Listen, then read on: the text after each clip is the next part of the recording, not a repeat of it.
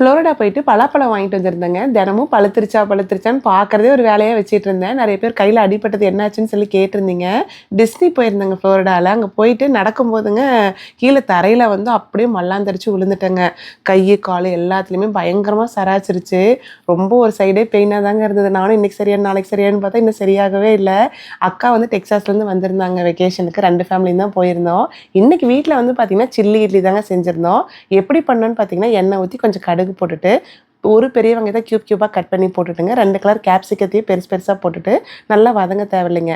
ஒரு 4, 5 வரமிளகாய சுடுதண்ணியில போட்டு ஊற வச்சுட்டுங்க, அதுக்கப்புறம் மிக்ஸி ஜார்ல அரைச்சு அந்த சில்லி பேஸ்ட்டு, கொஞ்சம் கெட்சப் போட்டு லைட்டா ஒரு பெரட்டு பெரட்டிட்டுங்க, இந்த இட்லி கட் பண்ணி வச்சிருந்தோம் இல்லைங்களா, அத நல்லா ஒரு பெரட்டு பெரட்டுனோம்னா, இட்லியோட கலர் வந்து நல்லா சேஞ்ச் ஆகுங்க. நல்லா அந்த மசாலாவோட மிக்ஸ் ஆனதுக்கப்புறம், சுட சுட எடுத்து சாப்பிட்டோம்னா, எப்படி இருக்குதுங்கிறீங்க? கண்டிப்பா இந்த ரெசிபி ட்ரை பண்ணி பார்த்துட்டு எப்படி இருக்குன்னு சொல்லுங்க.